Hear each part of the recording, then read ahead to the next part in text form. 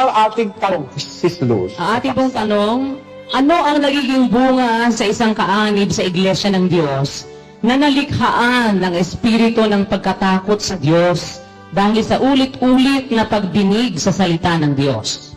Alam mo, ito ang problema sa mga ibang iglesia. At problema rin ito sa mga kapatid dito sa Brazil. Merong mga kapatid dito na parang pagka may nauulit silang naririnig, ireklamo sila. Parang napaka-tatalino nila, no? Alam mo, yung pag-ulit, hindi dahil sa talino yun eh. Hindi dahil sa talino. Alam mo, Sis Luz, yung laging pagdinig paulit-ulit, hindi ibig sabihin bobo ka. Okay. Yung iba, parang ang palagay nila, ang tatalino na nila, ayaw na nilang marinig uli. Hindi kaya ipaparinig sa iyo dahil bobo ka. Kaya uulitin dahil bobo ka, hindi. Kaya uulitin dahil mayroon tayong sangkap na pagkalimot. Nakakalimot.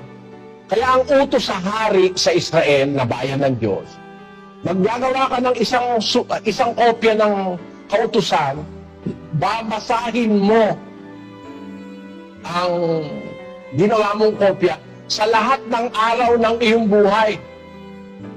Para ano? Para wag kang makalimot sa Diyos. Lagay mo yung talata na yun para wag makalimot. Sa 12 ng Deuteronomio. At mag-ingat ka nga, baka iyong malimutan ang Panginoon na naglabas sa iyo sa lupain ng Ehipto. Mag-ingat ka, baka iyong makalimutan. Kasi ang tao nakakalimot. Nakalimot ako sa sarili ko nawala ako sa sarili ko Nakakalimot ang tao. Kaya ang sabi ng Diyos na lagi mo babasahin, hindi ba sa Israel ganon? Ilalagay mo pa sa pintuan ng bahay mo, sa ibabaw ng pintuan, tapos sa pintuang daan. Ang ibig sabihin, kung papasok ka sa pintuan, mababasa mo yun. Makakabisado mo yun dahil mababasa mo ng mababasa. Lagi ka naman doon sa pintuan ng bahay mo papasok Ayun ang importansya, yung matandaan mo ang salita ng Diyos. Yung ganon, yung kauulit, nakaka-develop yun ng isang napakahalagang espiritu sa ating pagkatao. Yun yung espiritu ng pagkatakot sa Diyos. Tandaan niyo mga kapatid, napakaraming espiritu. Pero ang isa sa pinakamahalagang espiritong mataglay natin, yung espiritu ng pagkatakot sa Diyos. Kaya yung mga hari na namumuno sa Israel, sabi ng Diyos, babasahin mo yan, yung kopya ng kautusan na yan sa lahat ng araw ng buhay mo. Ibig sabihin, ulit-ulitin mo. Kasi, more or less, ang kautusan sa Levitico, 600 plus mga 611. Kung bibilangin mo yung mga utos ng Diyos sa Levitico na pinapatupad niya sa Israel, mga 611 yung mga statutes and judgment dun pwede mo naman mabasa ng isang araw yun 2 araw, pwede mo mabasa yun Sa linggo, tapos mo na yun Pero, ang utos sa hari, uulit-ulitin mo, babasahin mo sa lahat ng araw ng buhay mo. Ibig sabihin, uulit-ulitin mo Nakukuha mo ba yung logic na yun, Sis Luz? Opo, Brad Eli, yun nga po pala, ang dami-dami doon. Kung babasahin mo talaga, mabilis lang. Pero para matandaan nga po yon, ulit-ulit na babasahin. Kaya pinasulat pa nga po dun sa hari. Tapos babasahin niya sa lahat ng kaarawan ng kanyang buhay para matakot siya sa Diyos, makadevelop siya nung pagkatakot sa Panginoon at huwag niyang makalimutan ang Diyos. Yun po ang intensyon. Kaya ipinapabasa.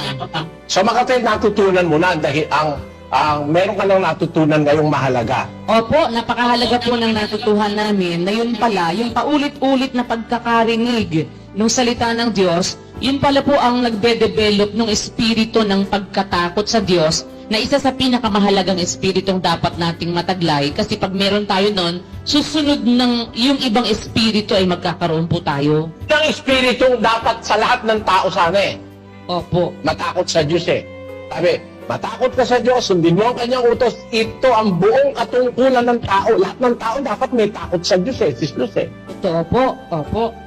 Pagka meron ka ng espiritu kasi yan Kaya ako sinasabi ito, nababasa ko sa Biblia, nararamdaman ko. Yung espiritu na yun ang mag-guide sa'yo pagka halimbawa mananakim ka na. O kaya mang-aagrabyado ka na sa kapatid. O kaya magsisinungaling ka na. O kaya magte-take advantage ka na. O kaya ikaw gagawa na ng hindi tama. Yung espiritu ng takot sa Diyos na yun ang pipigil sa'yo sa lahat ng yan Opo. Nararamdaman ko yun Yung espiritu ng takot sa Diyos, yun ang nag-uudyok sa akin para huwag kong talikdan yung nangungutang sa akin. Para tulungan ko yung humihingi ng tulong. Yung espiritu rin ng takot sa Diyos ang nag-uudyok sa akin para mag-isip ako ng tulong sa hindi humihingi ng tulong. Gaya ng mga ulila, mga babaeng bao, mga matatanda, mga kapuspalan. Kahit walang hindi sila humihingi, yung espiritu ng takot, yun ang nagdidikta sa iyo na kung ikaw ay may takot sa Diyos, gagawin mo ang lahat ng bagay na ito, Sis Luz. Opo. Eh, napakahalaga nun eh. Opo. Totoo. Kaya sa ating tanong,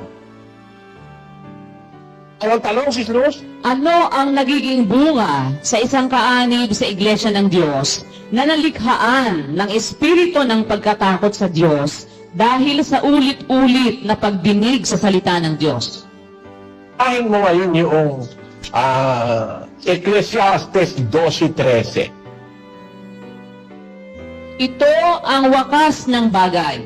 Lahat ay narinig. Ikaw ay matakot sa Diyos at sundin mo ang kanyang mga utos. Napansin mo ba?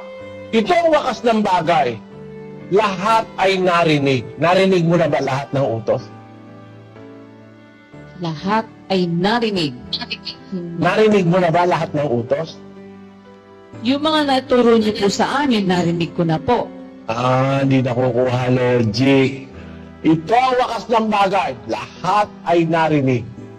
Matakot ka ikaw ay matakot sa Diyos. Yung salitang ikaw ay matakot sa Diyos, hindi lang basta utos yun. Resulta yun pagka narinig mo na lahat yung bagay ng utos ng Diyos. Pakikiyan mo? Opo.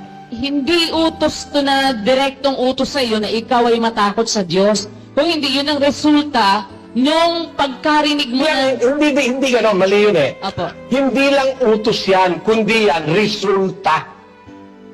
Opo. Utos yan, pero ang isang katulong niyan, yung resulta ng narinig mo kasi na lahat ng bagay na ukol sa Diyos, narinig mo, nagiging resulta para matakot ka. Nakuha mo yun, Bradman. Opo, awa ng Diyos, maliwanag po kapatid na Eli. Ito palang nakasulat po ditong ikaw ay matakot sa Diyos. Utos po ito, pero hindi basta utos lang po pala ito kapatid na Eli, kundi ang isa pang nakapaloob dito, kaya hindi basta utos lang dahil resulta ito nung pagkarinig sa lahat po ng mga utos ng Diyos kapatid na Eli. Lahat ng bagay na itinuturo ng Diyos. Kaya nga sabi, ang liwanag, ito ang wakas ng lahat ng bagay. Lahat ng tinuro ng Diyos.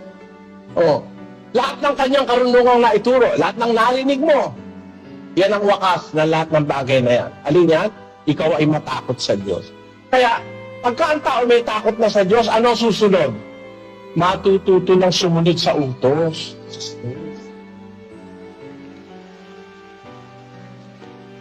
Amen po. Pagka may takot na sa Diyos, matututo ng sumunod sa utos. Hindi mo pipilitin. Opo. Kusa na po.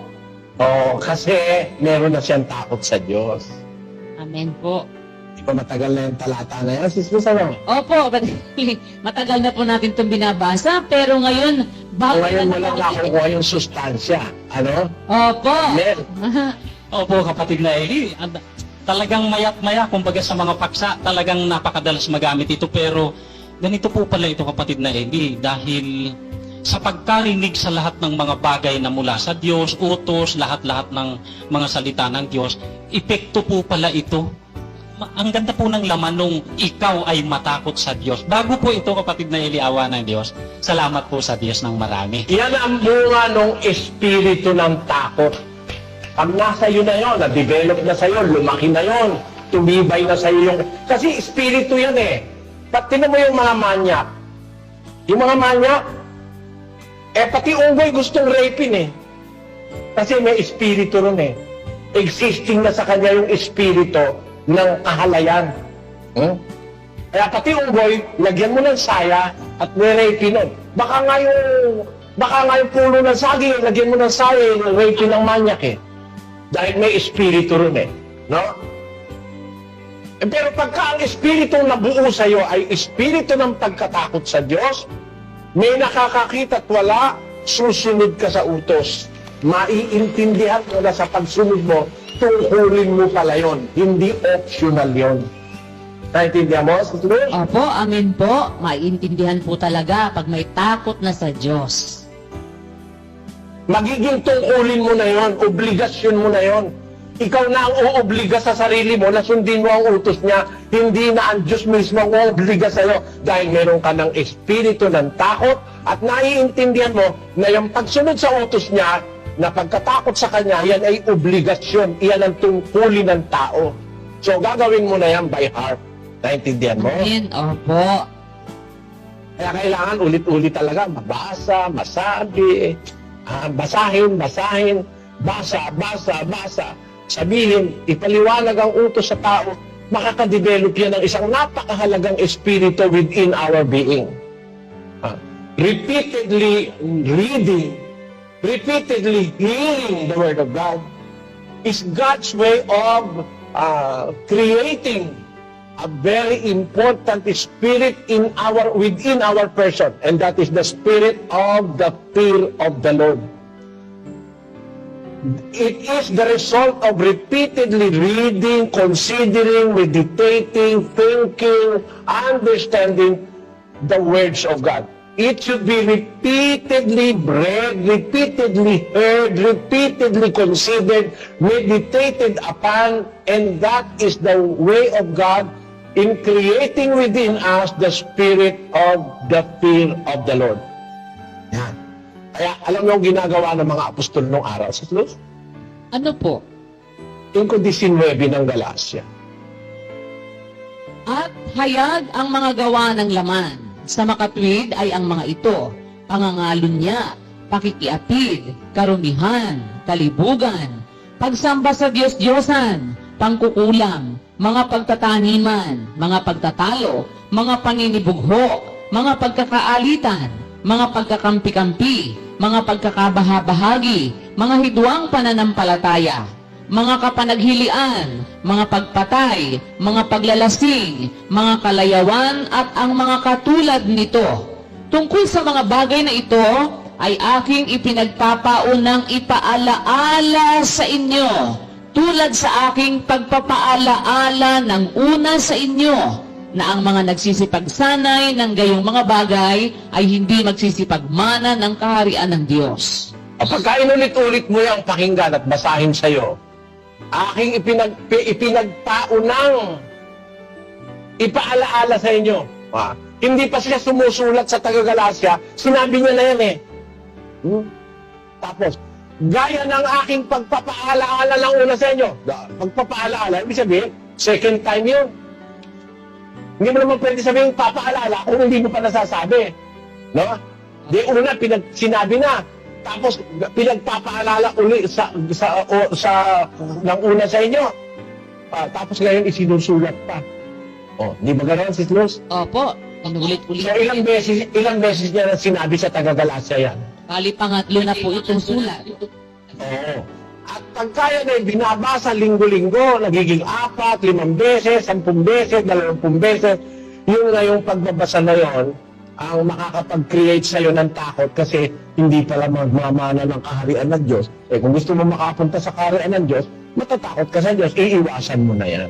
Di ba gano'n, Sis Luz? Amen po. Kaya yung mga kapatid na mga naglalasing, nagkakalawa, naninigarilyo, yung may mga pagkakapuotan, mga kapanaghilian, mga pagtataniman, mga pagtatalo, mga paninibugho, yan, mga pagkakampi-kampi, ayan, mga pagkakabahabahagi, mga hidwang pananampalataya.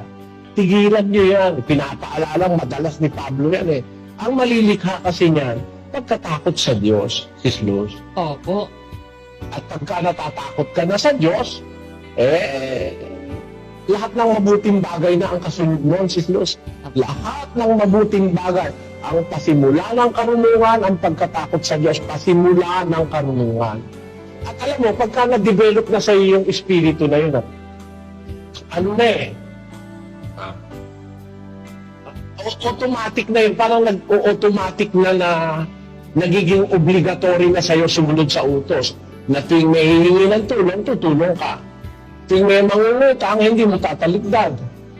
Tuwing nangangailangan ng pagkilos, kikilos ka. Tuwing may pagkakatipon, dadalo ka. Tuwing mayroong pasalamat, makikiisa ka. Magpapasalamat ka.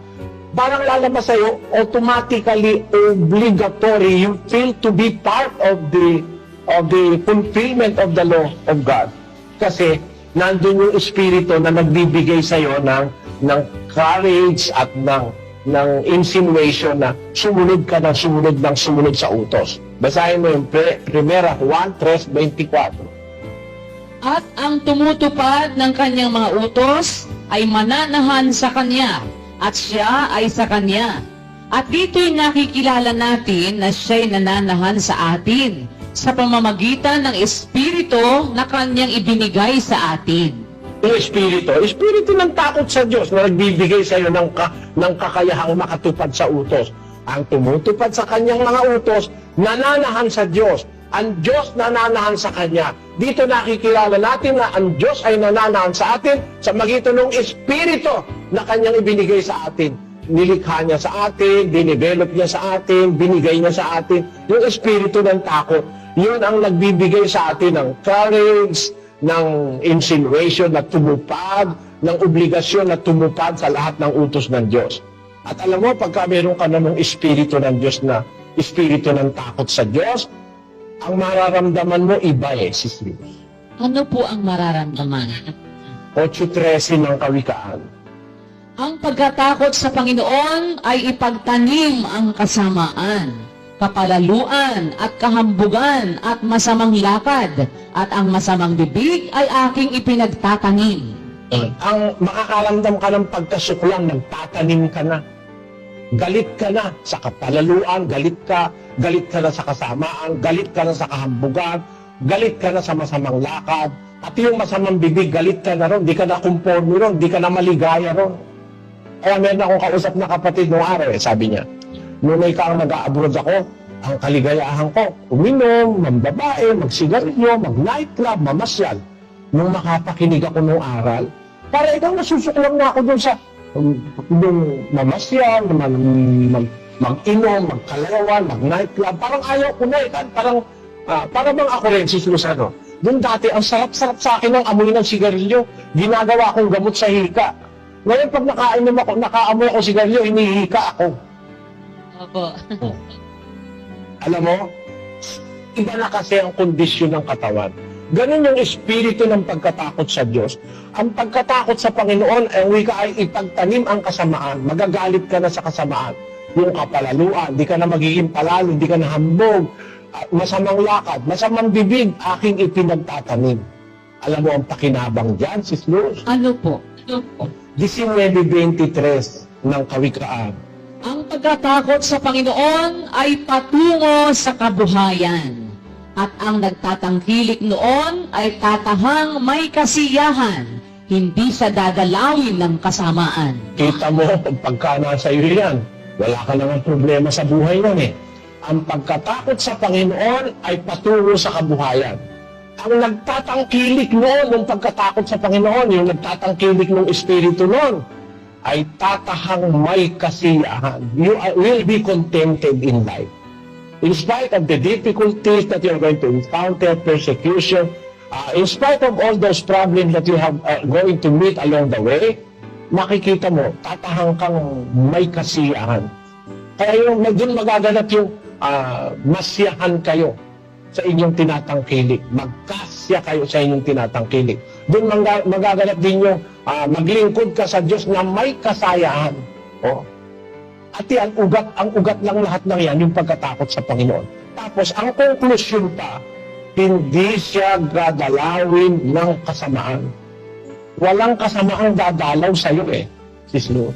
Kaya you will not be afraid of anything evil that will be coming to you. Kasi, yung espiritu ng takot sa Diyos, yun ang mag-aano sa'yo mag-aano sa'yo, mag-aalaga, magbabantay. Basahin mo yung 22:4 ng Kawikaan.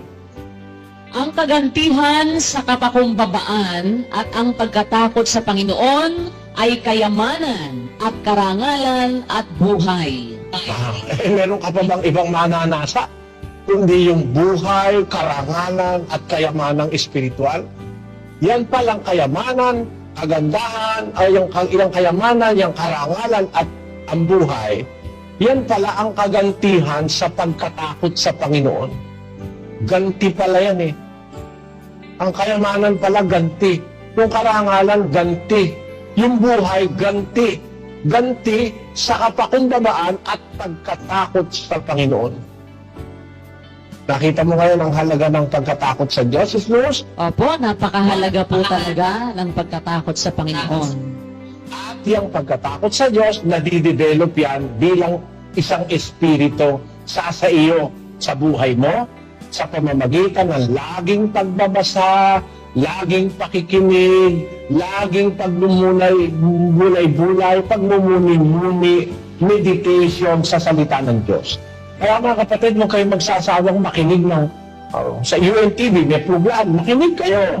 Kaya saan pinakikinggan nyo music? Buksan nyo yung TV nyo. Tataas pa rating na UNTV, kikita pa yung istasyon natin.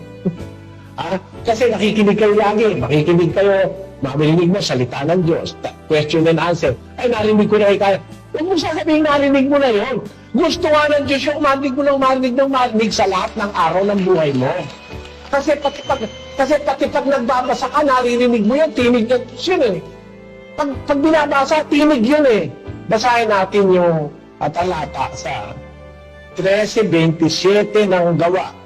Sapagkat silang nangananahan sa Jerusalem at ang mga pinuno nila dahil sa hindi nila pagkakilala sa Kanya ni sa mga tinig ng mga propeta na sa tuwing Sabat ay binabasa ay Tamo, yung tinig pala, maririnig mo tuwing Sabat, binabasa. Yung palang binabasa, tinig pala yun, Sis Luz. Opo. Tinig ng propeta yun eh. Ayaw mo bang naririnig yung tinig ng Diyos? No?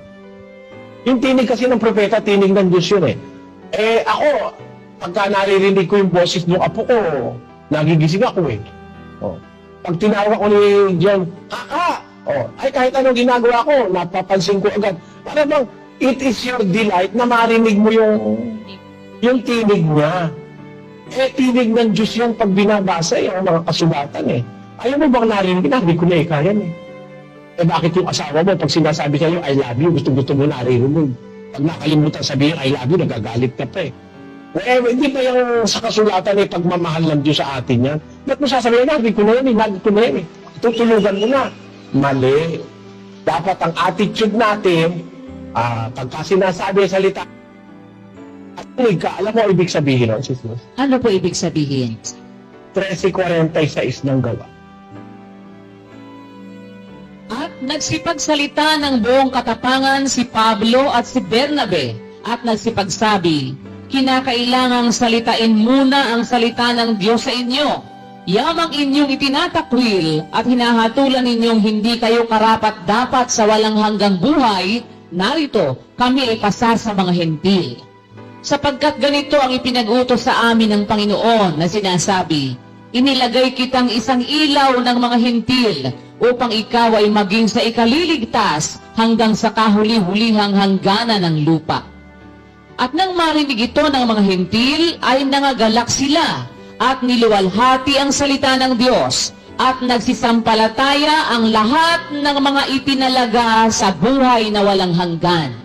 Alam mo, pagka ang destino mo buhay na walang hanggan, pag narinig mo salita ng Diyos, magagalak ka eh. So, hindi ka magsasawa. Amen po. Meron akong isang taong nakitang ganyan eh. Si Brad Boy. Bagaman araw-gabi ko siya kasama pag nagte-texto na ako nakanganga yun. Nakanganga. Lagi siyang nakanganga. Hindi ko nakitang natulog yun eh. Sa texto. Parang napakaligaya niyang naririnig. Kahit ulit-ulit na nang naririnig yun. Dahil siya ang kasama ko eh. Siya tagabasa ko. Ulit-ulit naririnig na yun. Pero kung magte-texto ako nakanganga yun. Laging nakikinig. Palatandaan pala yun ng isang taong itinalaga sa buhay na walang hanggan, Sis Luz. Opo. Taong pag naririnig ang salita ng Diyos, nagagalak. May galak. Nang marinig ito ng mga hintil, nangagalak sila. Niluwalhati ang salita ng Diyos. Nagsisampalataya ang lahat ng mga itinalaga sa buhay na wala hanggan. Alam mo ang isa pang nakita kong ganyan, sis Luz? Sino po? Ignatino. Ay, opo. Kapatid na Pino. Pag nakinig yun, maingay makinig yun. Pagka narinig na intindihan niya, ayun pa yun. Ganun. Laki-laki ng boses. Mararamdaman mo. Talagang interesado siyang makinig. At napakabait ng tao na yun. Hanggang sa namatay, sa bait nga nun, in-under ng asawa. Kaya hindi lahat ng under masamang tao eh. Merong under dahil mabait. Mabait. Kaya yan si kapatid na Teno, pakita mo sa katatilan. Yan. Yan nasa gitna na yan na matangkad yan eh. Kaya Tino, nakaupo na sila. Sobra pa rin siya. Oh. Mahigit 6-footer yan eh. Nakaupo na sila eh. Sobra pa rin siya sa iba eh. Yan. Yan eh, kung makinig ng salita. Ito naman si Brad Boy, oh. Kung makinig ng salita ng Diyos, oh. Minsan nape-persuade siya ng mga naririnig niya. Minsan makikita mo, umiiyak na lang yun eh. Eh, tinan mo kung ilang taon si Liesel niyan. Si Liesel niyan, kasing laki ni Chloe. May 1, 1985. Nagtutula yata si Liesel niyan, kumakanta. Ando si kapatid na Teno, si Brad Boy. Merong mga tao kong nakita sa pangangaral ko na sa buhay ko, talagang ang salita ng Diyos di nila pinagsasawaan pakinggan kahit araw-araw man nilang naririnig. Yun ang gusto kong ma-develop sa mga kapatid ngayon. Kahit ulit-ulitin, kahit na yun eh. Kasi yun ang gusto talaga ng Diyos, yun ang layon niya. Ulit-ulit na makarinig mo, ulit-ulit na mabasa mo para ikaw ay makadevelop ng espiritu ng pagkatakot sa Diyos. Sana naintindihan ninyo ang ating paksang pinag-aralan ngayon, mga